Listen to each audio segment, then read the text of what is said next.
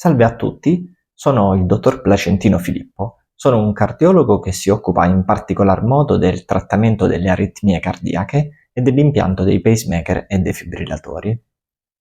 In questo video vi vorrei parlare della bradicardia. Trovate altri video informativi come questo sulle mie pagine Facebook, Instagram e YouTube, dottor Placentino Filippo, cardiologo e aritmologo.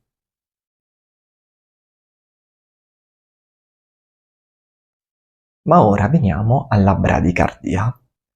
La bradicardia, per definizione, è la frequenza cardiaca che va al di sotto di 60 battiti al minuto.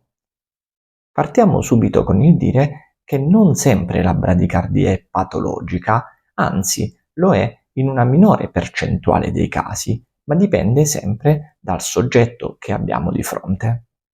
La bradicardia non patologica, ad esempio, è molto frequente nelle persone più giovani, soprattutto se ben allenate, negli sportivi a qualsiasi età. In alcuni casi la bradicardia può anche essere dovuta ai farmaci che noi diamo volontariamente in alcune condizioni per abbassare la frequenza del cuore e quindi tenere più a riposo il cuore.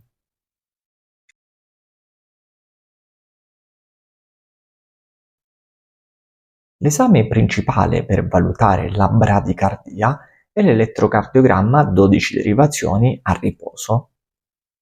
Nei casi in cui si vuole approfondire la questione, si valuta di eseguire l'Holter ECG di 24 ore, cioè il macchinino con gli elettrodi che si tiene per 24 ore a casa e che valuta, oltre la frequenza media, anche l'eventuale presenza di pause cardiache o blocchi atrioventricolari o altri disturbi. Un altro esame che viene spesso richiesto per valutare la bradicardia è l'ecografia del cuore o ecocardio color Doppler, di cui ho parlato in un altro video, e che ci permette di valutare sia la morfologia, cioè la forma del cuore, sia la funzionalità del cuore.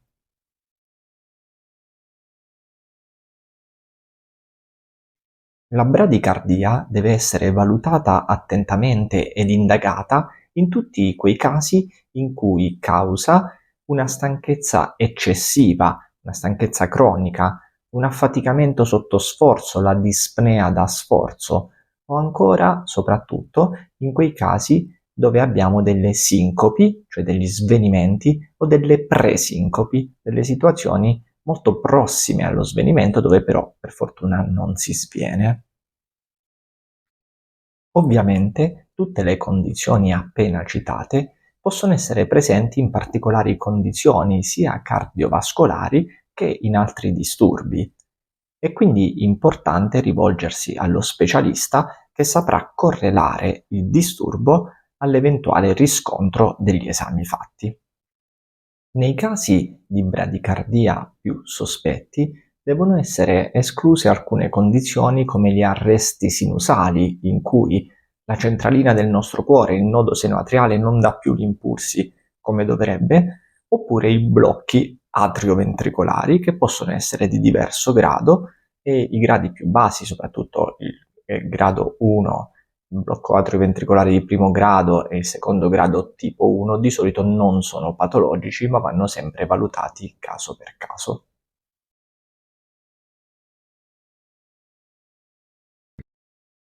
Delle particolari condizioni in cui deve essere valutata per bene la presenza di bradicardia sono la presenza di un pregresso infarto miocardico o ancora le apnee ostruttive nel sonno, oppure i disturbi degli elettroliti, in quanto anche questi disturbi possono causare delle bradicardie anche marcate.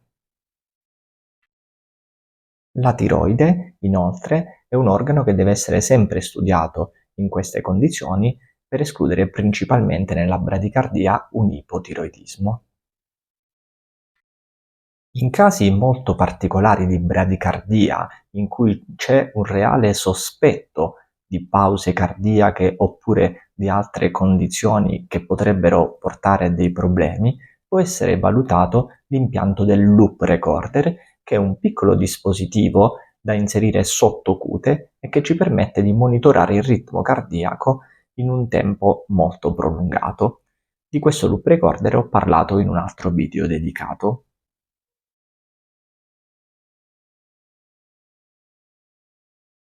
Il trattamento della bradicardia prevede l'eliminazione di tutti quei fattori che possono causarla, ad esempio la correzione dell'ipotiroidismo, degli squilibri idroelettrolitici. Se c'è una forma di ischemia del cuore si va a trattare quella. Nei casi in cui si escludono la presenza di fattori secondari, un altro fattore secondario ad esempio è l'utilizzo di farmaci, per cui in questi casi viene ridotto il dosaggio se causano un'eccessiva bradicardizzazione. Nei casi in cui non sono presenti dei fattori irreversibili, l'unico trattamento che si può applicare è quello dell'impianto del pacemaker. Il pacemaker è un dispositivo che viene inserito al di sotto della clavicola sinistra, anche se esistono diverse tecniche di impianto, e di questo ho parlato nel video dedicato ai pacemaker. Ricapitolando, la bradicardia è per definizione una frequenza cardiaca al di sotto dei 60 battiti al minuto. La maggior parte delle volte non è patologica, ma dipende sempre dal soggetto che abbiamo davanti e dalla storia clinica. I sintomi che può causare la bradicardia patologica sono quelli dell'eccessiva stanchezza, l'astenia, oppure la dispnea da sforzo, l'affaticamento sotto sforzo, fino ad arrivare allo svenimento, la sincope o la presincope.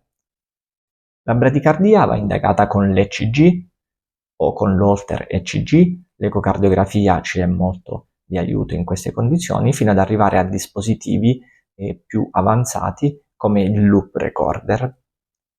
Nei casi in cui la bradicardia è causata da fattori secondari come l'ipotiroidismo, come disturbi degli elettroliti oppure la presenza di farmaci o altre cose, viene ovviamente trattato prima questo disturbo e si rivaluta la bradicardia. Nei casi in cui la bradicardia invece è patologica e non c'è una reversibilità, il trattamento è quello dell'impianto del pacemaker.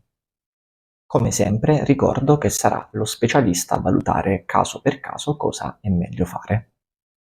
Se vi è piaciuto questo video vi invito a mettere mi piace e a condividerlo. Potete seguire altri video informativi e divulgativi simili a questo sulle mie pagine social, Instagram, Facebook e YouTube, Dottor Placentino Filippo, cardiologo e aritmologo. Grazie e buona salute a tutti.